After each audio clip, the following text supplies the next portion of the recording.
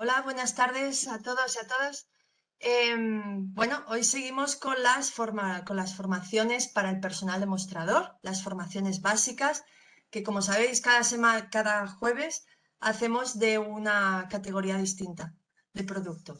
Hoy nos toca la categoría de baja tensión. Entonces, Ruth Moore, la Product Manager de residencial de GES, va a ser la ponente de esta formación. Y bueno, si hay alguien que sea de Canarias, hoy no toca el día 21, ¿vale? A un horario más ajustado a su zona. Entonces, pues bueno, os dejo con Ruth y espero que esta formación sea de vuestro interés. Em, Sabéis que, bueno, también la podréis encontrar grabada en el área interna de GES en una semana y media aproximadamente, ¿de acuerdo? Para quien quiera volver a revisar o lo que sea. Muchas gracias. Os dejo con Ruth. Pues buenas tardes a todos.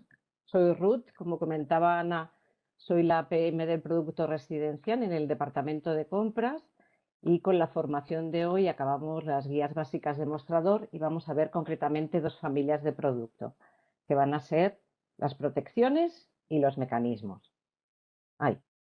Empecemos por protecciones y mecanismos en un entorno residencial. Dentro de mecanismos vamos a repasar lo que son los conceptos básicos y luego vamos a ver qué producto hay en el mercado y qué alternativas podemos ofrecer a nuestros clientes. El primero de los conceptos básicos es el uso recomendado. Los mecanismos se pueden utilizar en interior, pueden ser mecanismos estancos o pueden ser mecanismos antivandálicos. Se diferencian unos de otros por su grado de protección IP que ya habéis visto en otras presentaciones. Por ejemplo, los mecanismos de interior tienen protección contra el polvo y su índice de protección es un IP20. Los mecanismos estancos, que pueden utilizarse tanto en interior como en exterior, tienen un índice de protección IP55. Y los antivandálicos, que son los mecanismos que se utilizan en exterior, se caracterizan por un indicativo contra golpes, que es el IK. El segundo elemento que debemos valorar es el tipo de instalación. Los mecanismos se pueden instalar en cajas de registros y se llaman mecanismos empotrados o en superficie. El tercero son los elementos que forman un mecanismo. En las gamas básicas tenemos que acordarnos que un mecanismo se monta sobre un bastidor, sobre una tecla que tiene incorporado el propio mecanismo y sobre un marco. En los mecanismos de gama alta se diferencian de los anteriores porque debemos tener en cuenta el bastidor, el mecanismo, la tecla y también el marco. Cuando hablamos de mecanismos estancos, hablamos de dos términos. Uno son los mecanismos monoblock, que es en un único elemento tenemos todos los elementos anteriores, que pueden ser de superficie o empotrados, o los componibles, que es dentro de una misma caja podemos poner distintas funciones. ¿Cuáles son las funciones que podemos incorporar en un mecanismo? Son las funciones básicas que todos conocéis. Y hablamos de interruptores, interruptores de tarjetas, hablamos de pulsadores, hablamos de combinaciones, hablamos de persianas, de bases de enchufes, de cargadores USB, de controles de climatización, de interruptores temporizados, de detectores de movimiento, de balizado y de señalización. ¿Qué es importante de los mecanismos? Los mecanismos dentro de una instalación eléctrica se ven, son visibles. Por lo tanto, cuando un cliente nos está identificando qué número de mecanismos quiere, debemos ser capaces de identificar si está hablando de una reforma o está hablando de obra nueva. ¿Por qué se caracteriza una obra nueva? Una obra nueva, todos los elementos que componen los mecanismos se instalan. En cambio, en una reforma podemos encontrarnos que solo se sustituyen partes de los mecanismos de esa vivienda. Por ejemplo, os explico un caso, ¿no? Podemos encontrarnos una sustitución de mecanismos antiguos, donde se instalan series diferentes, la Simon 31, la Sky Nielsen, la Simon 82, pero al final, ¿qué queremos todos? Todos buscamos una uniformidad de un elemento que es muy visible y decorativo. Estéticas y acabados. Las estéticas y acabados más habituales son las estéticas en blanco o las estéticas en gris. Normalmente se ponen de moda a veces colores nuevos, como está pasando ahora, como el negro en mate, o podemos hablar también de acabados nobles o acabados metálicos, de teclas redondas, como puede ser la Berker, la Simone Sky, la Classic, ¿vale? Incluso podemos hablar de series serigrafiadas y personalizadas. ¿Con qué fabricantes trabajamos nosotros habitualmente? Ya los conocéis todos. Hablamos de Simon, hablamos de Schneider, hablamos de Nielsen, de Jung, de BJC, de Ager, de Legrand. Todos son primeras marcas del mercado, donde nosotros somos un cliente muy importante y damos a su vez a nuestro cliente alternativas y disponibilidad de producto. ¿Qué podemos ofrecer? Teniendo en cuenta todos los conceptos básicos que hemos visto antes y de forma rápida, podemos ofrecer las siguientes series. Cuando hablamos, por ejemplo, de mecanismos de superficie, en el mercado nos encontramos las distintas alternativas. Tenemos la Oteo de Legrand, la Simon 73, la Over de ABB. Cuando hablamos de series estancas, podemos hablar de la Plexo de Legrand, de la Aqua de Simon, de la Zenith Estanco o de la Ocean, de la Mureva, de la Cúbico. Si hablamos de series antivandálicas, hablamos de la Solirock de Legrand, de la Escudo de Simon, incluso una serie que su nombre es muy básico, que es la antivandálica de Schneider. ¿Vale? Respecto a lo que son las series de empodrar, se clasifican en función de tres conceptos: la calidad del producto, la diversidad de las funciones y la diversidad y calidad de sus acabados. En base a estos tres conceptos, las gamas se clasifican en gamas básicas, económicas, gamas medias o gamas estándar y gamas altas o gamas de lujo. En esta presentación lo que veis es todas las series que hay en el mercado según su clasificación. Hablamos del segmento económico, donde nos encontramos, por ejemplo, la Nilo Step, la Simon 27, la Viva de BJC, la Sedna de Schneider. Hablamos de un segundo sector, o de una segunda gama, que es la gama media o la gama estándar, donde empezamos a encontrar mucha más diversidad, como por ejemplo la Balena, la serie Living Light de Ticino, la 82 de Simon, la Zenith de Nielsen, la Viva de BJC, y lo que se conoce también como el segmento premium, donde son las gamas de alta calidad, donde encontramos no solo la más conocida por todos, que es la LS 990, sino, por ejemplo, también la Absolute, la Live It Light, la Simon 82. Este mapa, si lo transformamos o lo intentamos ver por cada una de las series, lo que vemos es que en las series económicas, incluso en las series de segmento medio, todas las series son bastante parecidas. ¿Sí? Pues, por ejemplo, en las series económicas nos encontramos con la Nilo Step, con la Balena Next, con la Simon 27, con la Segna. En el segmento medio nos encontramos desde la Zenith de ABB a la Simon 82, por ejemplo, la LS 990. Y cuando hablamos del segmento de gama alta, encontramos series como la Living Now, la serie 100, la serie Olas, la D-Life. ¿Por qué se caracterizan estas series, aparte de sus acabados y de su calidad? Por el precio. Si cogemos una instalación tipo con todos estos elementos que veis aquí y lo valoramos con una gama económica, por ejemplo, hemos escogido la gama Lumina de Ager, vemos cuál es su precio. Estamos hablando de un precio neto de compra de 400 euros. ¿Vale? Si valoramos los mismos elementos como una gama media, ¿vale? La LS990 en blanco, esta serie tendría una valoración de 650 euros. Y si lo hacemos en una gama de lujo, 1.350 euros. Por lo tanto, podemos encontrar una regla que se repite a la hora de valorar un piso o una vivienda en función de la gama que estemos ofertando. Por ejemplo, una gama media sería lo mismo que una gama económica, pero su precio se vería incrementado en un 50%. En cambio, una gama alta, el precio sería el precio de una gama económica, pero sería un precio 3 veces superior. Si además comparamos algún elemento específico, como puede ser un cruzamiento, lo que vemos también es que se repite esta regla. En una gama económica, un cruzamiento valorado a PVP vale entre 12 y 14 euros, una gama media 20 euros y en una gama de lujo 28 euros. ¿Qué tenemos nosotros en stock?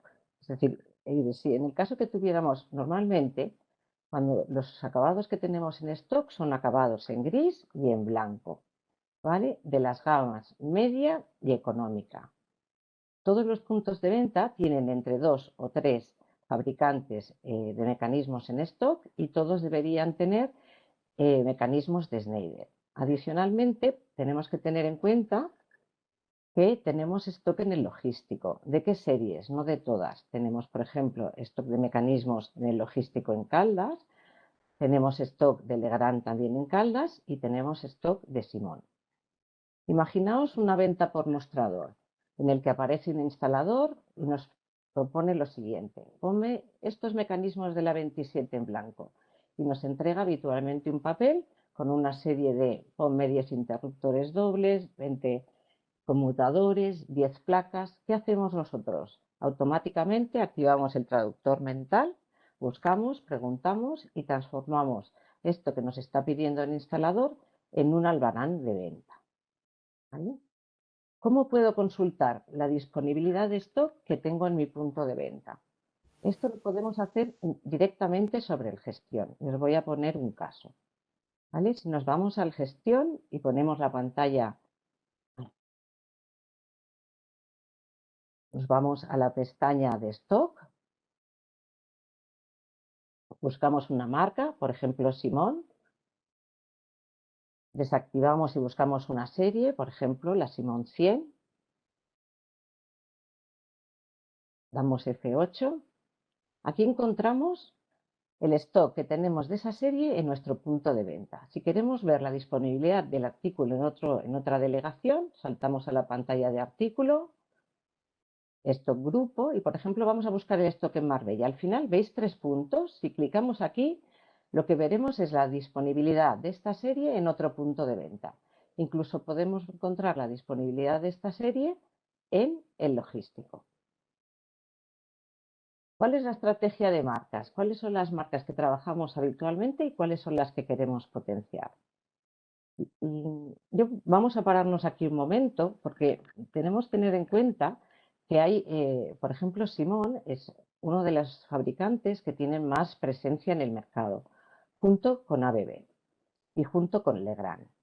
La implantación en el mercado, el conocimiento que tiene el instalador de las series, la propia prescripción que hace el fabricante, la rentabilidad, es lo que determina la estrategia del fabricante. En las series de mecanismos, uno de los elementos más conocidos es el descuento de venta. Todos conocemos que el mecanismo se puede vender con un descuento sobre un 50, 48, 52. Por lo tanto, la rentabilidad viene determinada también por el precio de compra. Muchos de vosotros conocéis cuáles son los descuentos que se compran de todos estos fabricantes. En función de la posición, si es, por ejemplo, Simón, un proveedor que tiene mucha presencia en el mercado, su oferta de descuentos es mucho más limitada. Proveedores que, por ejemplo, quieren ganar cuota son más agresivos a la hora de ofertar. La estrategia no solo depende de esta línea de producto, como puede ser el mecanismo, sino también las sinergias que tienen con otros productos que vendemos habitualmente. Hablemos ahora de la domótica básica y del hogar conectado. ¿Qué es la domótica? La domótica es lo que permite hacer son diferentes funciones sobre los distintos elementos que tenemos en una vivienda. Por ejemplo, el control de la iluminación, el control del clima, de la climatización, los consumos, el control de accesos, las cámaras de seguridad, las cargas, las persianas, las alertas. Y aquí nos encontramos distintas alternativas de mercado con distintas soluciones, tanto como son los dispositivos que podemos conectar, como los protocolos que pueden utilizarse. Esto son unas líneas de producto en constante evolución y con cambios que veremos en breve hacia dónde vamos. ya no tendríamos que hablar de domótica. Lo que tenemos que hablar es del hogar conectado. ¿Cómo será el hogar del futuro? El hogar del futuro, pues, lo que haremos es controlar la energía, tendremos vehículos de carga eléctrica, tendremos aerotermia, placas solares, y no solo en entornos unifamiliares, sino también en edificios. Es lo que llamaremos el hogar conectado. ¿Hacia dónde van los fabricantes de mecanismos? Si os fijáis, cada uno de estos fabricantes están intentando lanzar al mercado soluciones homogéneas que intenten cubrir todos los elementos que hemos visto a continuación.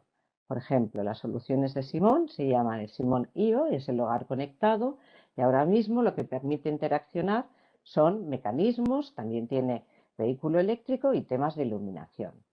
Si hablamos de Nielsen, su solución se llama Free at Home y lo que tiene son mecanismos, permite también control de cuadros, puntos de recarga de vehículo eléctrico y videoportero. Si hablamos de Schneider, su solución se llama Weiser y lo que tiene son mecanismos, cuadros y vehículo eléctrico. Cuando hablamos de Legrand, su solución es a través de una empresa que se llama Necat, ¿no? Y lo que tiene conectado son mecanismos, cuadros, el vehículo eléctrico y también los videoporteros.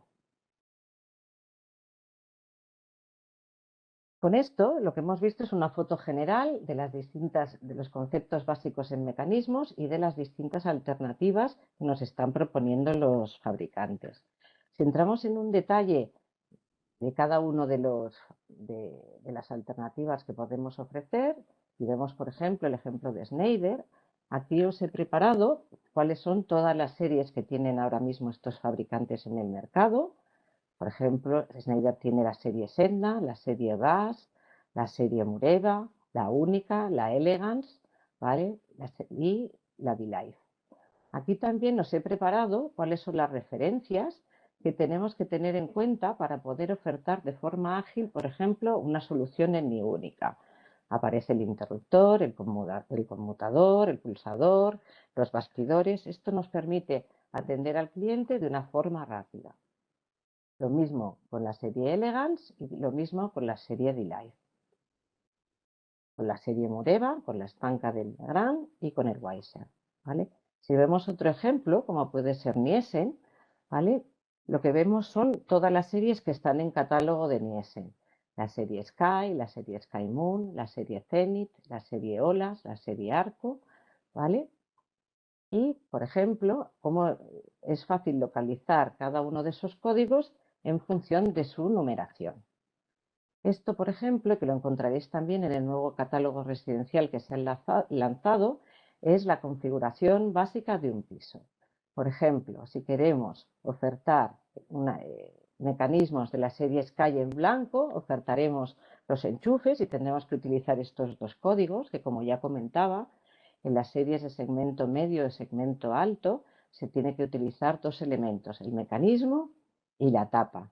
En cambio, si hablamos de la serie Zenith, utilizaremos una única referencia para esta composición, ¿vale? Con esto concluimos la parte de mecanismos e iniciamos la parte de protecciones. Aquí repasaremos también cuáles son los conceptos básicos y qué productos tenemos en el mercado. ¿Para qué sirven las protecciones? Las protecciones lo que sirven es para proteger. Cuando se producen fallos o anomalías en los circuitos, las personas o las cosas que están conectadas o en contacto directo con los circuitos eléctricos pueden tener varios problemas. Uno, al tocar cualquier elemento pueden sufrir una electrocución, podemos generar un incendio debido a una sobrecarga de esos circuitos o podemos tener problemas con los aparatos que están conectados a estos circuitos como consecuencia de una sobreintensidad. Para protegernos de estos tres problemas, lo que instalaremos son las siguientes protecciones. Por ejemplo, los magnetotérmicos nos protegen de calentamiento e incendios que son provocados a cortocircuitos y cables sobrecargados. Los diferenciales nos protegen a las personas contra los daños debidos a las descargas eléctricas. Y los limitadores de sobretensión protegen a toda la electrónica contra impactos de rayos y posibles maniobras en la red de suministro. Para garantizar la seguridad, debemos instalar los tres elementos. Los elementos de protección se instalan en los llamados cuadros de protección. Este es un esquema de un cuadro de protección que está compuesto por los siguientes elementos que veíamos con anterioridad. El limitador de sobretensiones, el IGA o el interruptor general automático, el interruptor diferencial y los magnetotérmicos.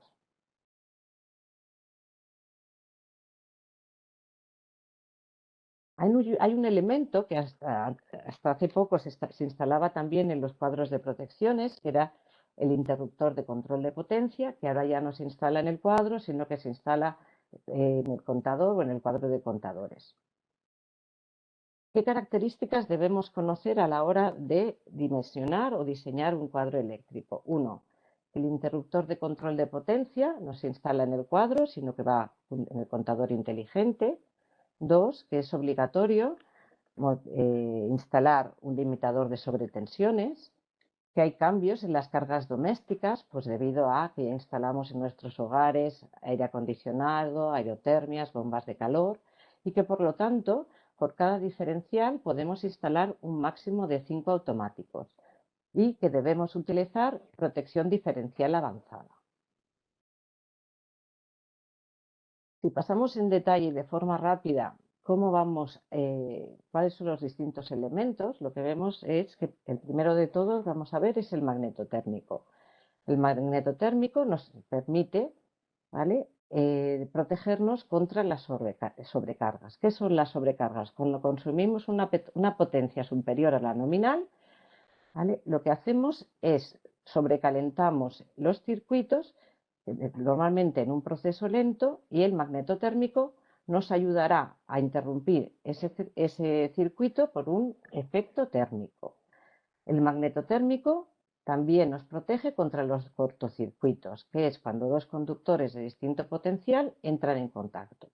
Esto es un proceso rápido y lo que hace el magnetotérmico es interrumpir el circuito por un efecto electromagnético. Generalmente, los automáticos lo que hacen es combinan en un solo aparato varios sistemas de protección. Por eso los llamamos magnetotérmicos. ¿Cuáles son los criterios que debemos utilizar para seleccionar o para elegir un magnetotérmico? Lo primero es la curva de funcionamiento, que representa el tiempo de desconexión del interruptor. Normalmente el tiempo de desconexión se mide en unas curvas. El más habitual es la curva C para instalaciones domésticas y la curva D cuando hablamos de puntos o receptores con fuertes puntas de arranque, como por ejemplo motores y transformadores. Pero el más habitual es la curva C. El segundo elemento que debemos tener en cuenta es el calibre. El calibre de un magnetotérmico es la intensidad nominal a partir de la cual se interrumpe un circuito. Y el poder de corte, que es la intensidad máxima que es capaz de interrumpir un magnetotérmico, ¿vale? Si vemos físicamente un magnetotérmico, todos estos elementos aparecen identificados en el propio aparato. Por ejemplo, la intensidad nominal, el tipo de curva, el poder de corte, el voltaje y el número de polos. Cuando un cliente nos pide un automático de vivienda de un polo más neutro para 16 amperios, ¿qué nos está pidiendo? Esto es una tabla, ¿vale?, en el que aparecen todas las referencias de Schneider, que son automáticos de curva C, y lo que nos está pidiendo es lo siguiente. Primero nos identifica un polo más neutro, ¿vale?, nos está hablando de 16 amperios, por lo tanto estamos hablando de tomas generales o de tomas de baño y de cocina, ¿vale?, y de un calibre 16. A partir de aquí nosotros podemos ofertar distintos productos de Schneider. Podemos hablar de un Resi 9, podemos hablar de un ICA 60, podemos hablar de interruptores más estrechos, ¿vale? Pero nunca, si os fijáis, cuando un cliente nos pide un automático, nos habla del poder de corte. Nos pide un automático de un polo más neutro de 16 amperios. Nosotros aquí debemos ser capaces de identificar en el catálogo qué poder de corte tiene cada diferencial y cada magnetotérmico, y en función de el poder de corte ofertar.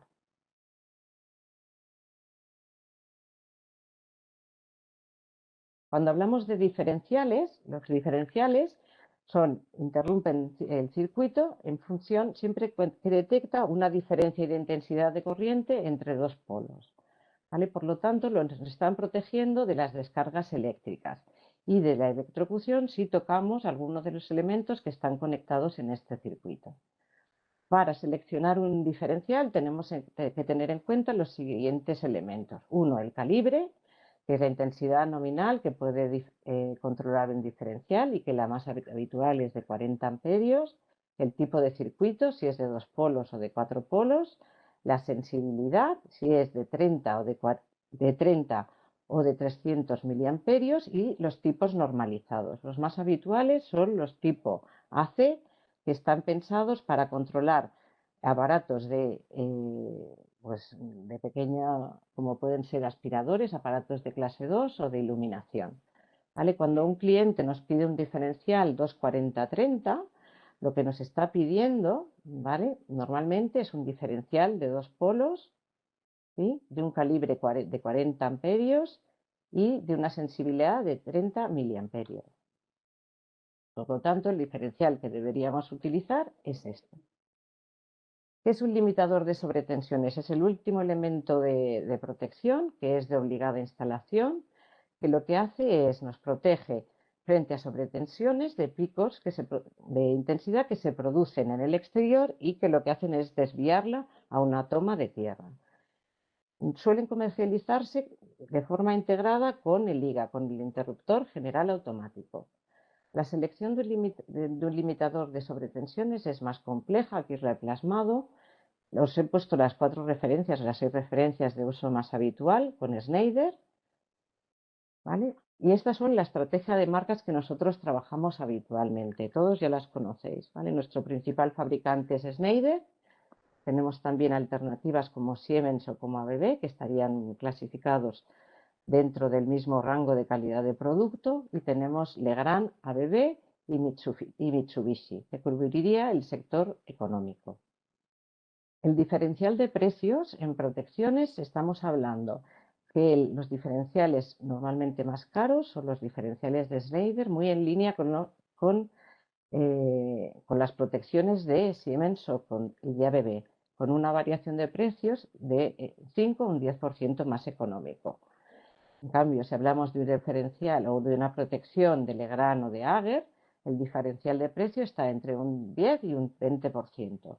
En cambio, si hablamos de una protección de Mitsubishi, de un 25%. ¿Cuánto vale un cuadro?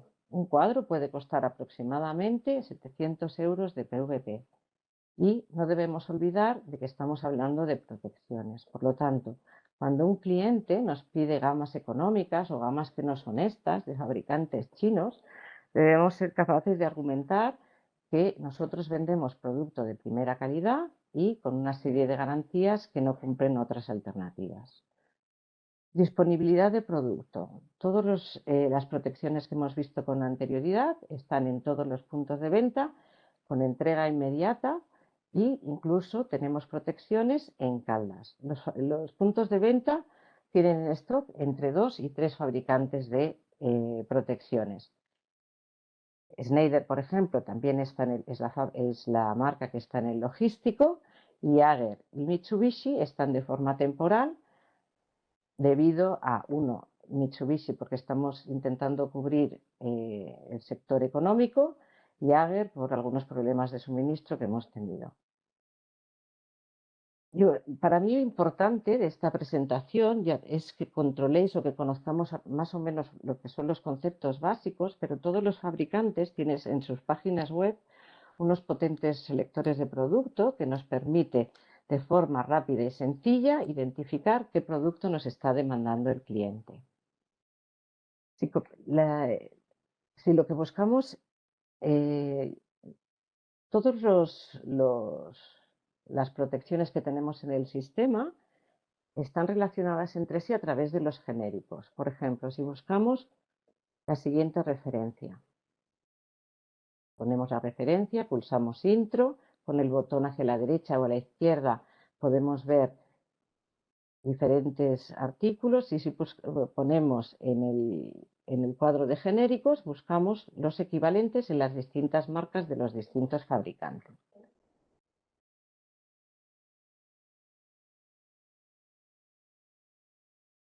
Información que os quiero dejar. Si entramos, por ejemplo, en la página de Schneider, encontraremos allí cursos muy claros de cómo seleccionar un diferencial. Encontraremos también lo que son los selectores de producto.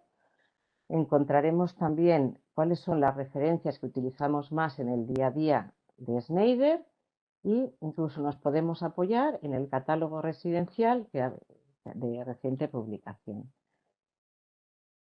Para mí, y como mensaje, el mostrador al final debe ser capaz de proponer distintas alternativas de producto y de fabricante, debe intentar vender con un margen alto, ayudando a incrementar la rentabilidad de la compañía, y trabajar bien la estantería nos da una posición preferente en operaciones y en otros clientes de no mostrador.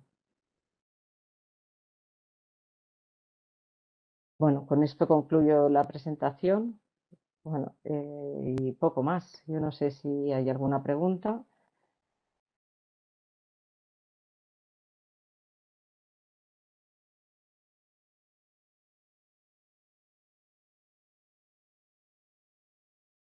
Hola, no hay ninguna pregunta.